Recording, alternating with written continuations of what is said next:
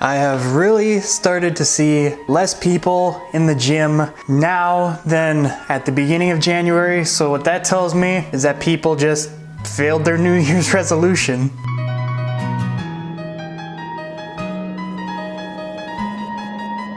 I'm here to give you tips on how you can get back into the groove, get back achieving your New Year's resolution to become a better person and succeed at whatever you want to succeed at. Now, I don't really blame anyone for really having trouble with this because we're never really taught in school and rarely by parents, because this is kind of some new knowledge that just comes out. The best way to achieve goals and the best way to make sure you have that level of responsibility you need, and how to choose goals that are attainable and how to make them attainable. So we're not really taught that as children, or even throughout college you're not really taught that. So a lot of people go throughout their whole lives without even knowing how to set up goals the right way and to be successful in life. The best way to make a goal very attainable is to split it up into different sections of the goal. You don't want to just have a huge goal and try and get it all done at once, because then that's just very overwhelming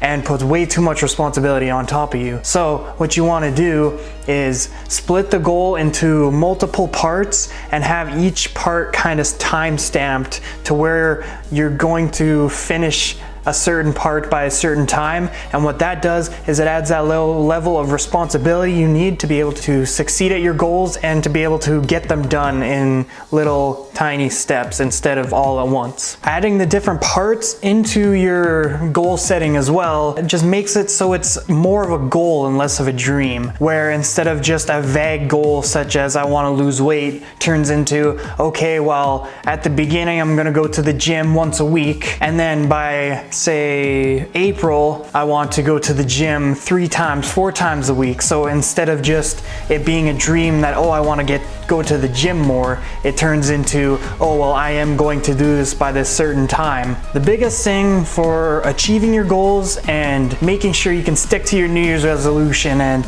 be able to succeed at it completely and not having